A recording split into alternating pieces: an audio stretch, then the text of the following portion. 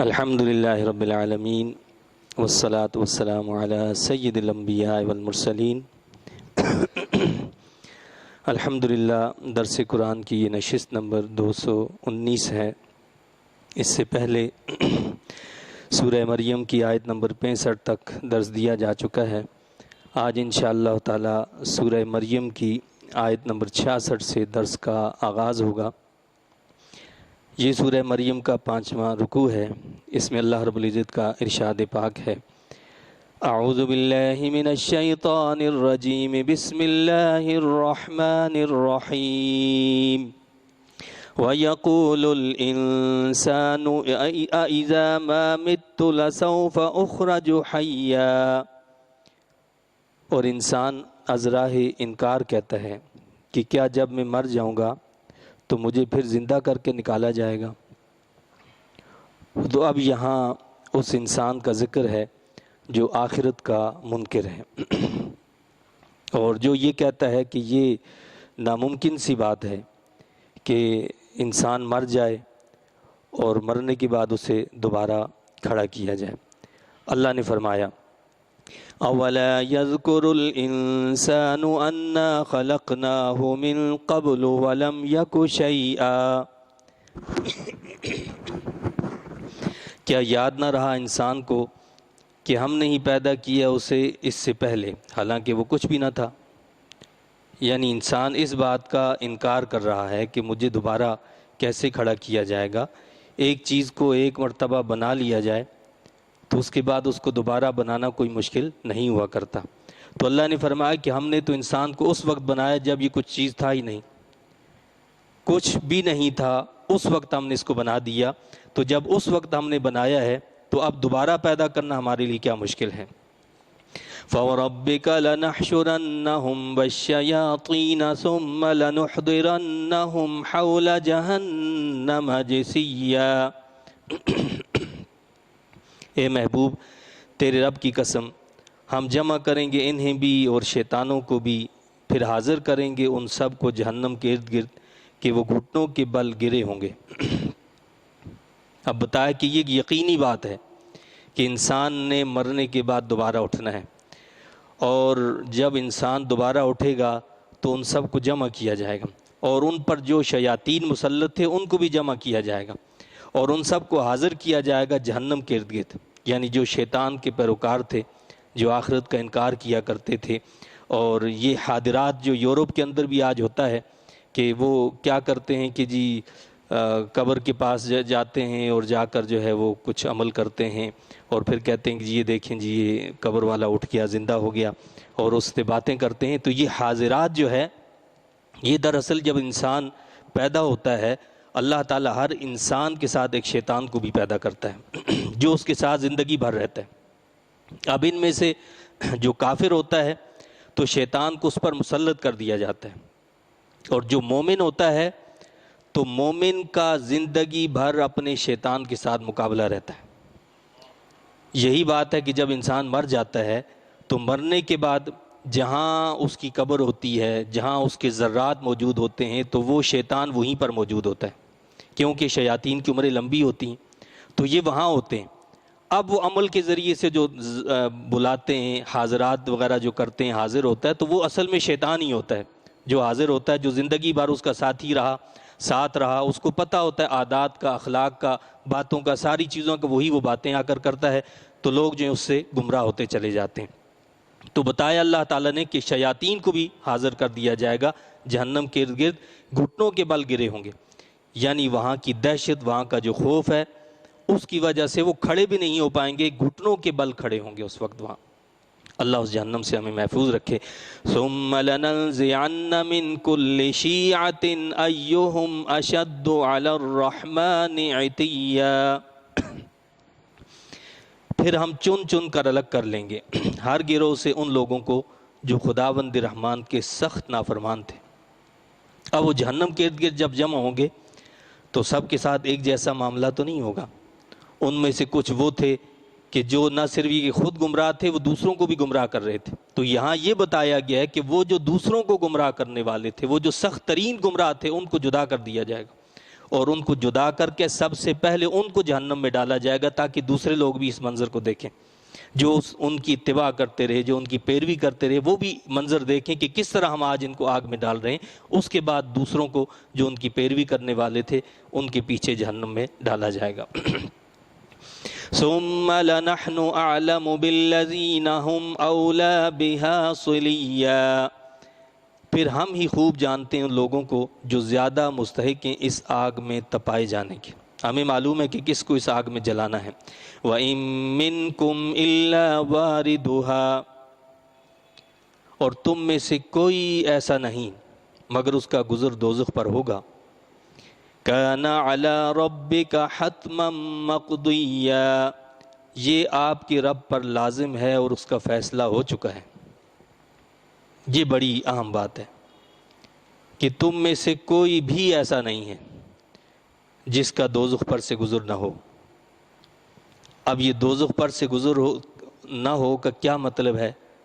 بعض مفسرین کہتے ہیں کہ ہر شخص کو جہنم میں داخل کیا جائے گا، چاہے وہ مومن ہو یا کافر، مومن ہو یا کافر ہو، اس کو جہنم میں داخل کیا جائے گا۔ اور جو مومن ہیں جب وہ جہنم میں داخل ہوں گے تو جہنم کی آگ ٹھنڈی پڑ جائے گی اور جہنم چیخے گی، پکارے گی کہ جلدی ان کو نکالا جائے، جس طرح اللہ تعالیٰ نے حضرت ابراہیم خلیل اللہ علیہ السلام کے لیے آگ کو جو سلامتی والا بنا دیا تھا، تو اسی طرح جہنم کی آگ جو اہل ایمان کے لیے ٹھنڈی ہو جائے گی، اور جب ان کو نکال دیا جائے گا تو پھر دوسرے جو پیچھے آئیں گے کافر لوگ ہوں گے، ان کو وہ جلا رکھے گی، جلا دے گی۔ اور بعض مفسرین کا کہنا یہ ہے کہ نہیں، اس کا یہ مطلب نہیں ہے کہ اہل ایمان کو جہنم میں داخل کیا جائے گا، بلکہ جنت کا راستہ جہنم سے گزر کر ہے، جنت کا راستہ جہنم سے گزر کر ہے۔ اور اس کا کیا طریقہ ہے کہ جہنم کے اوپر ایک پل بنایا جائے گا جسے ہم پل صراط کہتے ہیں، بال سے باریک تلوار سے تیز، اس پل کے اوپر سے ہر شخص نے گزرنا ہے، چاہے وہ ایمان والا ہو یا غیر ایمان والا ہو، مومن کو بھی گزرنا ہے، کافر کو بھی گزرنا ہے۔ تو گویا ایمان والوں کو بھی مشاہدہ کروایا جائے گا کہ دیکھو یہ کتنی سخت ترین جگہ ہے۔ اب اس پل سے کون اس کو کراس کر لے گا؟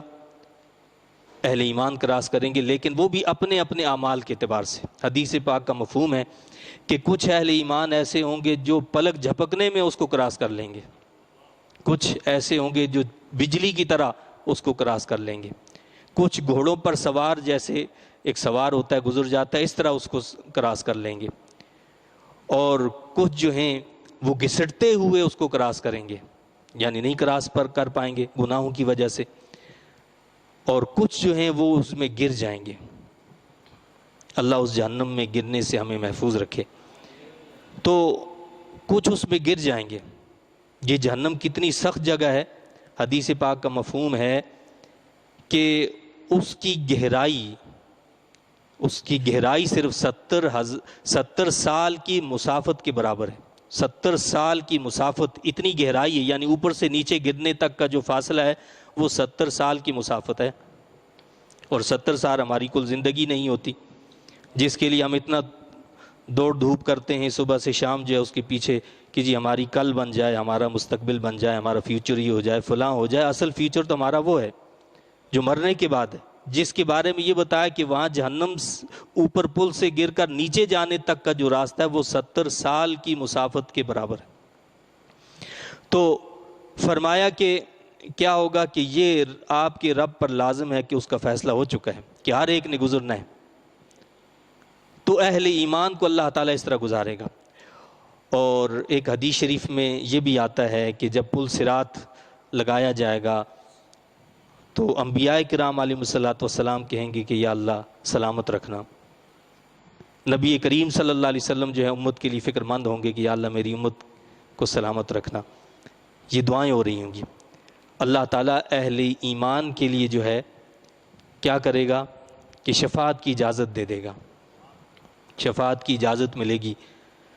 تو جو لوگ جنت میں داخل ہو چکے ہوں گے اہل ایمان، وہ دیکھیں گے کہ کچھ ان کے بھائی جو ان کے ساتھ نمازیں پڑھا کرتے تھے، جو ان کے ساتھ روزے رکھا کرتے تھے، جو ان کے ساتھ حج کیا کرتے تھے، جو ان کے ساتھ اعمال خیر کیا کرتے تھے وہ جہنم میں گر جائیں گے۔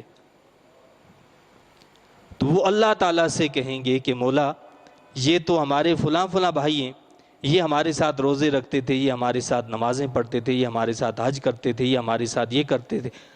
اللہ فرمائے گا کہ جاؤ جن جن لوگوں کو تم پہچانتے ہو ان کو نکال لو، جن جن لوگوں کو تم پہچانتے ہو ان کو نکال لو۔ تو وہ جنتی لوگ جائیں گے اور جن کو پہچانتے ہوں گے کثیر تعداد میں جہنم سے ان کو نکال لیں گے۔ کوئی جو ہے پنڈلی تک جل چکا ہوگا، کوئی گھٹنوں تک جل چکا ہوگا، تو ان کو جہنم سے نکال کر باہر لایا جائے گا۔ تو کیا پتہ چلا؟ یعنی اس کا مطلب یہ ہے کہ یہ نیک صحبت جو ہوتی ہے، یہ اچھی صحبت جو ہوتی ہے، نیک لوگوں کے ساتھ اٹھنا بیٹھنا جو ہوتا ہے، یہ آخرت میں بھی کام آتا ہے کہ جی یہ تو ہمارے ساتھ نمازیں پڑھتے تھے، یہ ہمارے ساتھ یہ اعمال خیر کیا کرتے تھے۔ اللہ تعالیٰ ہم میں سے جس کو بھی جنت میں لے کر جائے تو ہم میں سے ہر اس شخص کا فرض ہے، حق بنتا ہے کہ ہم میں سے ساتھ دوسرے ساتھیوں کو بھی لے کر جائے، ہمیں بھی ساتھ لے کر چلے کہ جی یہ ہمارے ساتھ نماز پڑھا کرتے تھے۔ تو فرمایا کہ یہ پل صراط کا معاملہ بہرحال ہوگا، لیکن اس میں سے بچایا کس کو جائے گا؟ ثم ننجی الذین اتقوا ونذر الظالمین فیہا جثیا، پھر ہم نجات دیں گے پرہیزگاروں کو اور رہنے دیں گے ظالموں کو دوزخ میں کہ وہ گھٹنوں کے بل گرے ہوں گے۔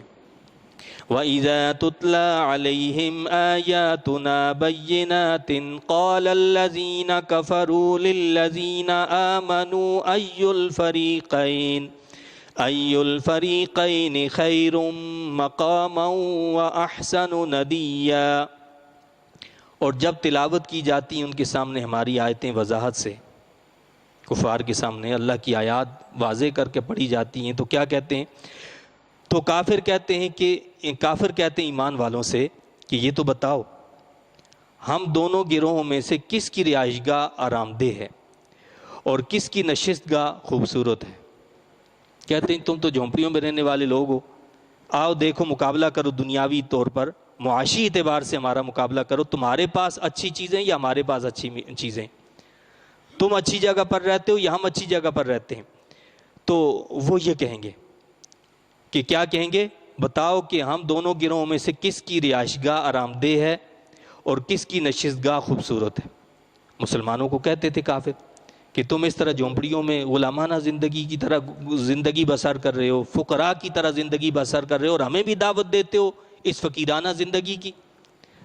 تم خود زندگی کی سہولتوں سے محروم ہو، ہمیں بھی اس سے محروم کرنا چاہتے ہو۔ اللہ نے کیا فرمایا؟ جواب دیا اللہ نے کہ یہ جو مال دولت، یہ دنیاوی معاشی طور پر مضبوط ہو جانا یا معیشت کے اعتبار سے، گھر کے اعتبار سے اور مجلس کے اعتبار سے، محفل کے اعتبار سے، تقریب کے اعتبار سے، آج لوگ جو ہیں وہ جو اپنے آپ کو دوسرے سے اونچا دکھانا چاہتے ہیں، تو فرمایا کہ یہ اللہ کے ہاں کوئی قبولیت کی دلیل نہیں ہے، یہ اللہ کی رضامندی کی کوئی دلیل نہیں ہے۔ اللہ نے کیا فرمایا؟ وَكَمْ أَهْلَكْنَا قَبْلَهُمْ مِنْ قَرْنٍ هُمْ أَحْسَنُ أَثَاثًا وَرِئْيًا، اور ان احمقوں نے یہ نہ سوچا کہ کتنی قومیں ان سے پہلے تھیں جن کو ہم نے برباد کر دیا، وہ ساز و سامان اور ظاہری سج دھج میں ان سے بہتر تھیں، ان کے پاس زیب و زینت بھی ان سے زیادہ تھی، قوت بھی زیادہ تھی، جسمانی طاقت بھی زیادہ تھی، وہ پہاڑوں کو جو ہے تراشتے تھے اور اس میں گھر بنا لیا کرتے تھے، وہ بڑے بڑے پہاڑوں کو اٹھا لیا کرتے تھے، ان کی حکومتیں بھی بڑی مضبوط تھیں، سب کچھ تھا، لیکن ہم نے سب کو تباہ اور برباد کر دیا ان کی نافرمانیوں کی وجہ سے، ان کے گناہوں کی وجہ سے۔ وہ کوئی طاقت، کوئی لشکر، کوئی جتھا ان کے کام نہ آ سکا۔ تو پھر اس بات کو کیوں یہ اس بات کی دلیل سمجھتے ہیں کہ اس سے ہمارا رب جو ہم سے راضی ہے؟ ایسا نہیں ہے۔ قُلْ مَنْ كَانَ فِي الضَّلَالَةِ فَلْيَمْدُدْ لَهُ الرَّحْمَنُ مَدًّا، آپ فرمائیے جو گمراہی میں مگن ہو تو ڈھیل دیے رکھتا ہے اسے رحمان لمبی ڈھیل۔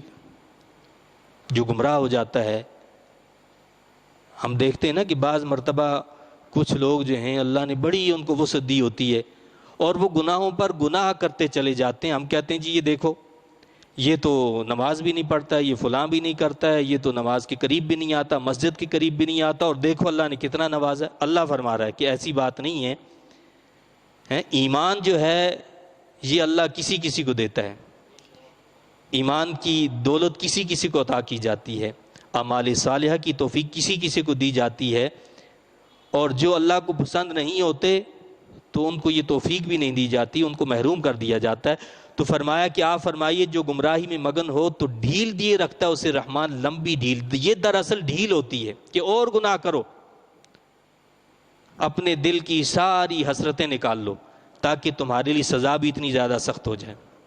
اس کا مقصد کیا ہوتا ہے کہ اپنی ساری حسرتیں نکالو تاکہ تمہاری سزا بھی اتنی سخت ہو کہ تمہارے لیے آخرت میں کوئی چیز نہ بچے۔ حَتَّى إِذَا رَأَوْا مَا يُوعَدُونَ إِمَّا الْعَذَابَ وَإِمَّا السَّاعَةَ، یہاں تک کہ جب دیکھیں گے وہ چیز جس کا وعدہ کیا گیا ہے، یعنی عذاب یا قیامت، تو جب قیامت کو دیکھیں گے اور عذاب کو دیکھیں گے فَسَيَعْلَمُونَ مَنْ هُوَ شَرٌّ مَكَانًا وَأَضْعَفُ جُنْدًا، تو اس وقت انہیں پتہ چلے گا کہ کون مکان کے لحاظ سے برا اور لشکر کے اعتبار سے کمزور ہے۔ یہ تو وہاں پتہ چلے گا، فیصلہ ہوگا کہ کس کا مکان برا ہے اور کس کا مکان اچھا ہے، کس کا لشکر جو ہے بہت کمزور ہے اور کس کا لشکر جو ہے وہ قوی ہے۔ وَيَزِيدُ اللَّهُ الَّذِينَ اهْتَدَوْا هُدًى، اور زیادہ کرتا رہتا ہے اللہ تعالیٰ ہدایت یافتہ لوگوں کے نور ہدایت کو۔ جو ہدایت یافتہ لوگ ہوتے ہیں اللہ ان کے نور ہدایت کو بڑھاتا رہتا ہے۔ کیسے بڑھاتا ہے؟ اللہ تعالیٰ کسی مومن کو گناہوں سے توبہ کی توفیق عطا فرماتا ہے، گناہوں سے تائب ہو جاتا ہے، پہلے نماز نہیں پڑھتا تھا نماز پڑھنے لگتا ہے، اور آہستہ آہستہ پھر وہ اس طرف آتا ہے، روزے نہیں رکھتا تھا اب روزے بھی رکھنے لگتا ہے، زکوٰۃ ادا نہیں کرتا تھا زکوٰۃ بھی ادا کرتا رہتا ہے، حتیٰ یہ کہ اب وہ ایک نیکی بڑھاتا چلا جاتا ہے۔ پہلے ایک نیکی شروع کی، پھر دوسری، پھر تیسری، حتیٰ یہ کہ وہ نیکیوں میں بڑھتا چلا جاتا ہے۔ یہی نور ہدایت کو بڑھانا ہے، یہی مطلب ہے کہ اللہ کیا کرتا ہے، نور ہدایت کو اور بڑھاتا رہتا ہے اور اضافہ کرتا رہتا ہے اس کے اندر اور اعمال صالحہ کی اس کو توفیق ملتی رہتی ہے۔ والباقیات الصالحات خیر عند ربک ثوابا وخیر مردا، اور باقی رہنے والی نیکیاں بہتر ہیں آپ کے رب کے نزدیک ثواب کے اعتبار سے، اور انہی کا انجام اچھا ہے۔ اللہ کیا فرماتا ہے کہ دنیا کی کوئی شے جو ہے نا باقی نہیں رہے گی، باقی رہنے والی چیز کیا ہے، وہ اعمال صالحہ ہیں۔ اعمال صالحہ انجام کے اعتبار سے اچھے ہیں، یعنی انسان کے جتنے بھی اعمال ہیں وہ باقی رہیں گے، بد ہوں گے تو بد، اچھے ہوں گے تو اچھے، لیکن جو انسان کے لیے اچھی چیز ہے وہ کیا ہے، اعمال صالحہ ہیں۔ ایک حدیث پاک کا مفہوم ہے کہ جب مومن کا انتقال ہوتا ہے، وہ مومن جو مومن صالح ہے، عمل صالح کرتا رہا، جب اس کو قبر سے اٹھایا جائے گا تو اس کا استقبال کرنے والا ایک خوبصورت شکل میں ایک شخص موجود ہوگا، اس کا استقبال کرے گا، وہ اس سے پوچھے گا کہ تم نے مجھے پہچانا ہے؟ تو کہے گا کہ میں نے تو تمہیں نہیں پہچانا، تم کون ہو؟ تو وہ خوبصورت جو انسان ہوتا ہے وہ کہتا ہے کہ میں تو تمہیں پہچانتا ہوں۔ تو وہ کہے گا کہ بھائی تم کون ہو؟ تو وہ کہے گا کہ میں تیرا عمل صالح ہوں، جو نیک اعمال تو نے دنیا میں کیے تھے اللہ نے مجسم شکل مجھے دے دیا، جسم کی شکل میں مجھے تیرے سامنے پیش کر دیا ہے، دنیا میں میں تیرے اوپر سوار تھا، آ جاؤ تم میرے اوپر سوار ہو جاؤ، اب تم مجھ پر سواری کرو اور میں تمہیں لے کر جاؤں گا۔ تو اس کی فکر ہونی چاہیے کہ وہاں پر ہمیں یہ سواری مل جائے اعمال صالحہ کی، استقبال کرنے والے جو ہمارے اعمال صالحہ ہوں۔ تو اللہ فرماتا ہے أَفَرَأَيْتَ الَّذِي كَفَرَ بِآيَاتِنَا وَقَالَ لَأُوتَيَنَّ مَالًا وَوَلَدًا، کیا آپ نے دیکھا اس کو جس نے انکار کیا ہماری آیتوں کا اور کہنے لگا کہ مجھے ضرور ضرور دیا جائے گا مال اور اولاد؟ کیا کہتے ہیں وہ لوگ جو کافر ہیں، جو دنیا کی زندگی میں مست ہیں، دھت ہیں، وہ کہتے ہیں جی اگر ایسی بات بھی ہے، اگر آخرت ہے بھی بالفرض، پہلے تو کہتے ہیں آخرت کوئی چیز نہیں ہے، لیکن اگر بالفرض آخرت ہے بھی تو جی وہاں پر بھی ہمیں اسی طرح مال ملے گا، دولت ملے گی، اولاد ملے گی، جس طرح دنیا میں اللہ نے ہمیں دیا وہاں پر بھی وہ دے گا ہمیں اسی طرح۔ کہتے ہیں کہ ایک صحابی رضی اللہ تعالیٰ عنہ جو تھے وہ لوہار کا کام کیا کرتے تھے، تو ان کا کسی کافر پر قرض تھا، وہ اس کے پاس گئے اور کہا کہ بھائی میرا قرضہ دو، تو وہ کہنے لگا کہ میں اس وقت تک قرضہ نہیں دوں گا جب تک کہ تم محمد رسول اللہ صلی اللہ علیہ وسلم کا انکار نہ کرو۔ تو انہوں نے اس کے جواب میں یہ کہا کہ میں محمد رسول اللہ صلی اللہ علیہ وسلم کا ہرگز کبھی بھی انکار نہیں کروں گا، حتیٰ یہ کہ تو مر جائے اور مرنے کے بعد دوبارہ اٹھ جائے۔ جب یہ کلمات کہے تو وہ کہنے لگا کہ پھر ٹھیک ہے، کوئی مسئلہ نہیں ہے، جب میں مر جاؤں گا، مرنے کے بعد دوبارہ اٹھوں گا نا، تو میرے پاس مال بھی زیادہ ہوگا، اولاد بھی زیادہ ہوگی، اس وقت تو میرے پاس آنا، میں تمہیں اس وقت قرضہ دوں گا۔ تو اللہ نے اس پر یہ تنبیہ فرمائی ہے۔ کیا فرمایا؟ آپ نے دیکھا اس کو جس نے انکار کیا ہماری آیتوں کا اور کہنے لگا کہ مجھے ضرور دیا جائے گا مال اور اولاد، اس لفظنی کی وجہ کیا ہے؟ اطلع الغیب ام اتخذ عند الرحمن عہدا، کیا وہ آگاہ ہو گیا غیب پر، یا لے لیا اس نے خداوند رحمان سے کوئی وعدہ، یا اس نے کوئی خداوند رحمان سے وعدہ لے لیا۔ یہ عہد اور یہ وعدہ کیا ہے کہ اس نے کیا اللہ سے کوئی وعدہ کیا تھا کہ جی اس کو اللہ تعالیٰ جو وہاں بھی اولاد دے گا، اللہ تعالیٰ وہاں بھی اس کو جو ہے مال دے گا جس طرح دنیا میں دیا تھا؟ تو اللہ نے تو کوئی ایسا وعدہ نہیں کیا۔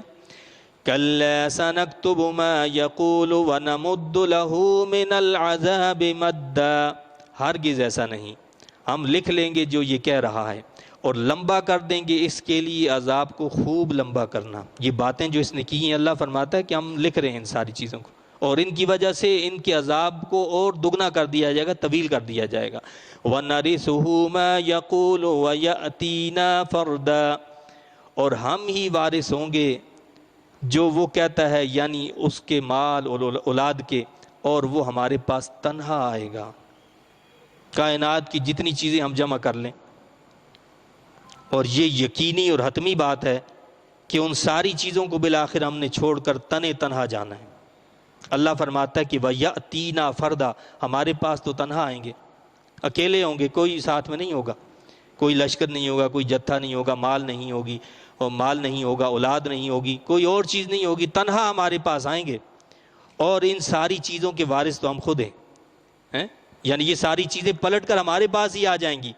وَاتَّخَذُوا مِن دُونِ اللَّهِ آلِهَةً لِيَكُونُوا لَهُمْ عِزًّا، اور انہوں نے بنا لیے اللہ تعالیٰ کے سوا اور خدا کہ وہ ان کے لیے مددگار بنے۔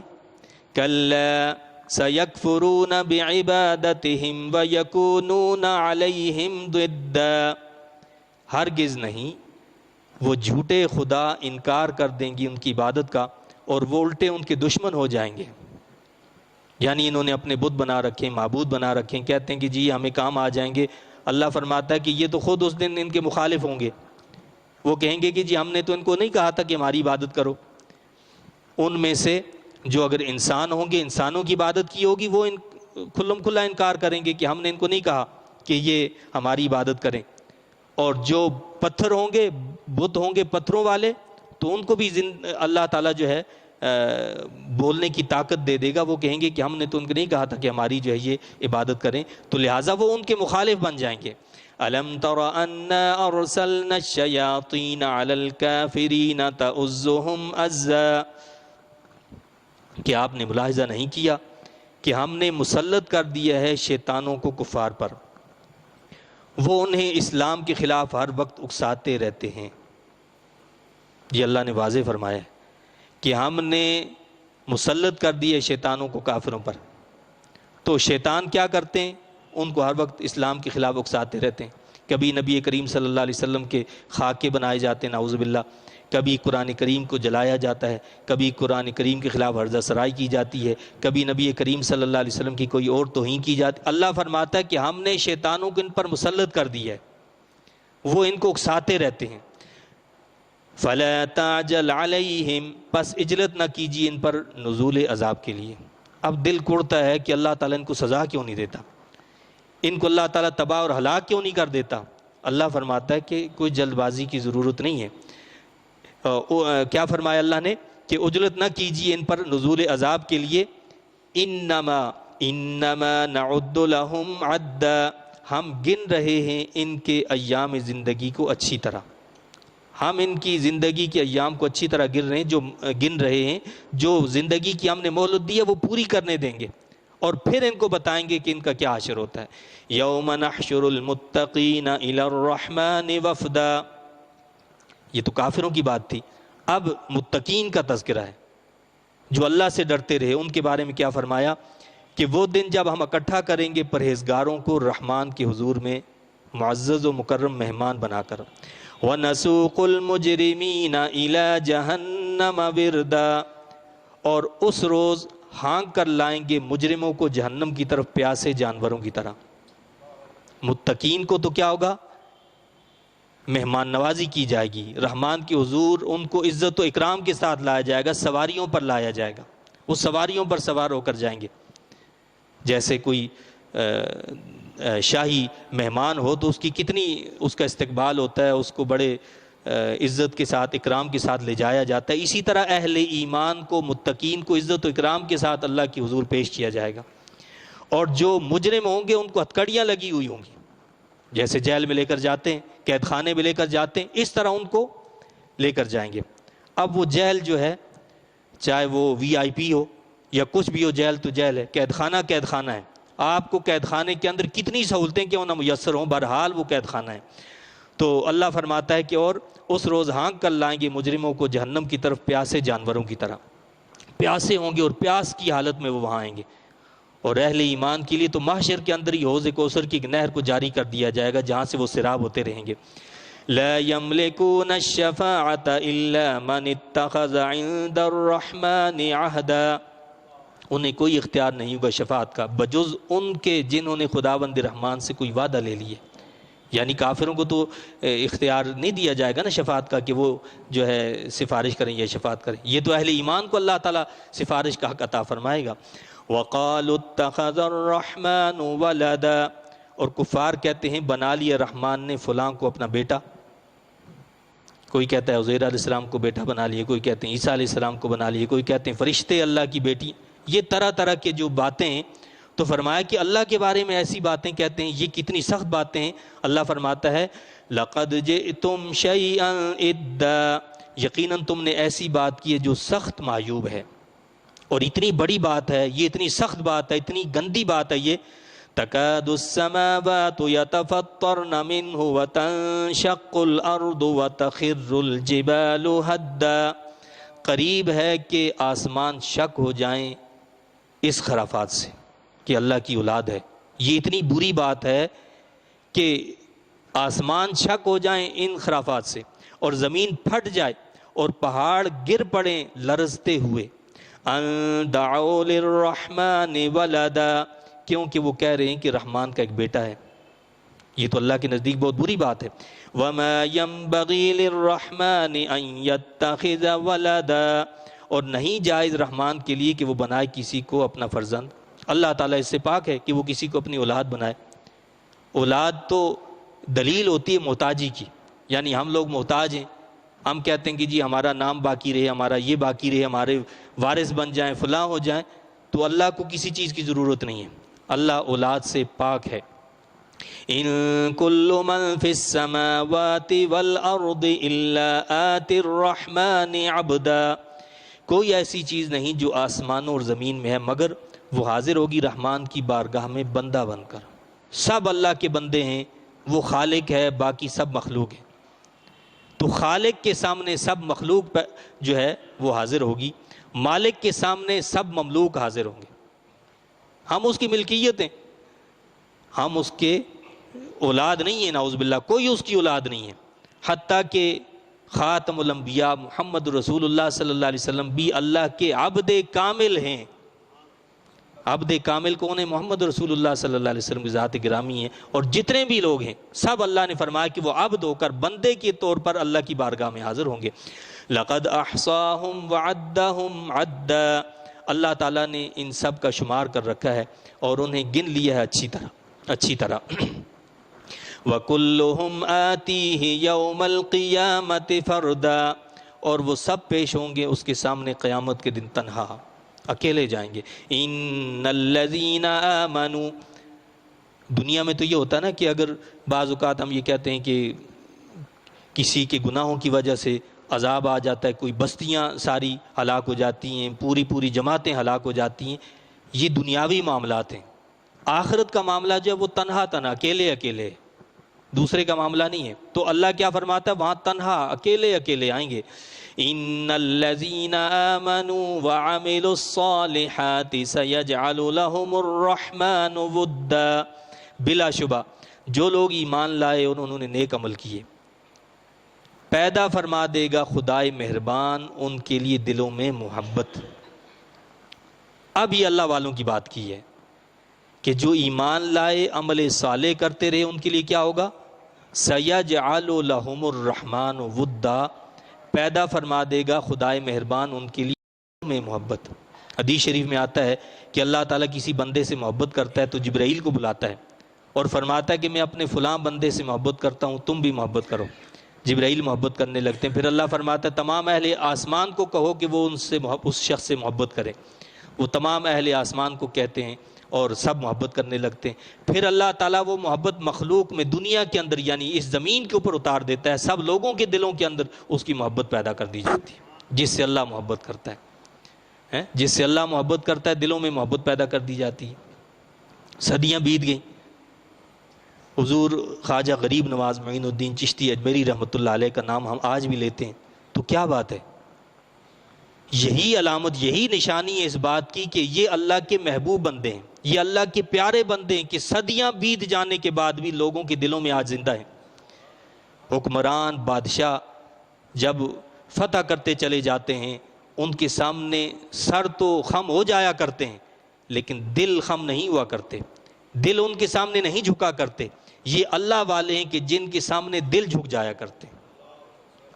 ان ہستیوں میں خواجہ غریب نواز معین الدین چشتی اجمیری رحمۃ اللہ علیہ کی ذات گرامی ہے، اور آپ کو کتنا بلند مقام حاصل ہے۔ غیر مسلم نے کہا، ایک غیر مسلم انگریز حکمران وائسرائے ہند لارڈ کرزن جو تھا، اس نے 1902 میں جب آپ کے آستانے پر گیا تو اس نے یہ الفاظ کہے، اس نے کہا کہ میں نے ایک قبر کو ہندوستان میں حکومت کرتے دیکھا ہے، ہندوستان میں ایک قبر کو حکومت کرتے دیکھا ہے، یعنی مسلم ہو یا غیر مسلم ہر ایک وہاں پر آتا ہے اور ہر ایک وہاں پر حاضر ہوتا ہے، تو اس قبر کو میں نے حکومت کرتے ہوئے دیکھا ہے۔ اور آپ کا جو ہے عفو درگزر کا کیا عالم تھا، کہتے ہیں کہ ایک مرتبہ ایک قاتل آپ کے پاس آ گیا قتل کے ارادے سے، آپ نے اس کو دیکھا تو اللہ کی عطا کردہ طاقت سے اور عطا کردہ نور سے آپ پہچان گئے کہ یہ میرا قاتل ہے، تو آپ نے اس کی بڑی آؤ بھگت کی، اس کی عزت افزائی کی اور فرمانے لگے کہ آؤ بیٹھو اور جو کام تمہارے سپرد کیا گیا وہ کر بیٹھو۔ تو فوراً آپ کے قدموں میں گر گیا اور کہنے لگا کہ حضور مجھے تو جو ہے فلاں فلاں لوگوں نے اکسایا اور یہ کیا وہ کیا، اس لیے میں تو آپ کے ایسا نہیں کرتا، آپ مجھے جو سزا دینا چاہیں، مجھے آپ اس کے بدلے میں قتل کرنا چاہیں قتل کر دیں۔ کہا کہ ہمارا کام یہ نہیں ہے، ہم تو جو ہمارے ساتھ ظلم کرتا ہے اس کے ساتھ بھی نیکی کرتے ہیں، تم نے تو ہمارے ساتھ کچھ کیا ہی نہیں۔ وہ آپ سے اتنا متاثر ہوا کہ فوراً دائرہ اسلام میں داخل ہو گیا۔ تو یہ عفو درگزر ہے حضرت خواجہ غریب نواز معین الدین چشتی اجمیری رحمۃ اللہ علیہ کی، جن کا ہم نام لیتے ہیں، جن کو ہم اپنا بزرگ تسلیم کرتے ہیں۔ آیا اس میں ہم ان کی تقلید کرتے ہیں کہ ہمارا دشمن ہو اور دشمن کے ساتھ اچھا سلوک کریں؟ ہم تو اس میں ان کی کوئی تقلید نہیں کرتے۔ تو ان بزرگوں کی اصل میں عملی تقلید کرنا مقصود ہے، اور اللہ ہم سے یہی چاہتا ہے کہ جو اللہ کے نیک اور صالحین ہیں ان کی اتباع اور پیروی کی جائے۔ 15 سال کی عمر میں والد گرامی کا انتقال ہو گیا، تو جو آپ کی جائیداد آپ کے حصے میں آئی، ایک باغ تھا، ایک دن اس میں موجود تھے کہ ایک بزرگ آئے، ان کو دیکھا تو فوراً ادب سے ان کے سامنے جھک گئے اور جو انگور وغیرہ تھے وہ سارے ان کے سامنے لا کر پیش کر دیے۔ وہ اتنا خوش ہوئے کہ انہوں نے ایک ٹکڑا نکالا اپنے پاس سے، اس کو چبایا اور چبا کر ان کے منہ میں ڈال دیا۔ اب یہ منہ میں جانا تھا، حلق سے نیچے اترنا تھا اس لقمے نے کہ دل کی دنیا ہی تبدیل ہو گئی۔ وہ سارا باغ بیچ دیا اور بیچنے کے بعد جو ہے وہاں سے علم کے حصول کے لیے نکل پڑے۔ اب آپ یہ دیکھیں دل کی دنیا تبدیل ہو چکی ہے، لیکن دل کی دنیا تبدیل ہونے کے بعد بھی علم کے حصول کے لیے آپ سفر کر رہے ہیں۔ ہم کہتے نہیں جی ہم تو بس پیر بن گئے، ہم ولی بن گئے، خود سے ولی بن جاتے ہیں، نعوذ باللہ۔ ہمیں تو کوئی ضرورت ہی نہیں ہے علم حاصل کرنے کی، ہمیں بغیر علم کے جو ہے نا بس کافی ہے۔ حضرت سیدنا غریب نواز خواجہ غریب نواز رحمۃ اللہ علیہ اتنی بڑی دولت ملنے کے بعد دل کی دنیا تبدیل ہونے کے بعد اگر پہلا سفر کرتے ہیں تو وہ علم کے لیے کرتے ہیں. تو ہمیں یہ بتایا گیا ہے کہ علم لازمی ہے، شریعت کو جاننا اور اس کی صحیح اتباع کرنا یہ بہت ضروری ہے. جس طرح حضرت خواجہ رحمۃ اللہ علیہ نے علم شریعت کو حاصل کیا، اس طرح ہم پر بھی لازم ہے کہ ہم خود بھی شریعت کا علم حاصل کریں اور اپنی اولاد کو بھی دیندار بنائیں، اپنی اولاد کو بھی دین کا علم سکھائیں. یہ آپ کی زندگی کا، آپ کے اسوہ حسنہ کا ہمیں سبق دیا گیا ہے اور یہ درس دیا ہے. اور اسی طرح آپ کے ارشادات ہیں. آپ کا ایک ارشاد ہے، فرماتے ہیں کہ فتاوی ظہیریہ میں نے لکھا دیکھا کہ پیغمبر خدا صلی اللہ علیہ وسلم نے فرمایا کہ جو شخص علماء کے پاس آمد و رفت رکھتا ہے اور 7 دن ان کی خدمت کرتا ہے، اللہ تعالیٰ اس کے سارے گناہ بخش دیتا ہے. اللہ تعالیٰ اس کے سارے گناہ بخش دیتا ہے اور 7000 سال کی نیکیاں اس کے نامہ اعمال میں لکھ دیتا ہے. اور ایسی نیکی کہ دن کو روزہ رکھے اور رات کھڑے ہو کر نماز میں گزار دے. وہ 7000 نیکیاں عام نیکیاں نہیں ہوتی ہیں. کیا فرمایا کہ وہ ایک نیکی ایسی ہوتی جیسے دن بھر کوئی روزہ رکھے، رات بھر عبادت کرتا رہے. ایسی 7000 نیکیاں اس کو اللہ تعالیٰ عطا فرماتا ہے. فرماتے ہیں کہ یہ بھی آپ کا ارشاد ہے کہ سورہ فاتحہ تمام دردوں اور بیماریوں کے لیے شفا ہے. تمام دردوں اور بیماریوں کے لیے شفا سورہ فاتحہ ہے. کیا فرمایا؟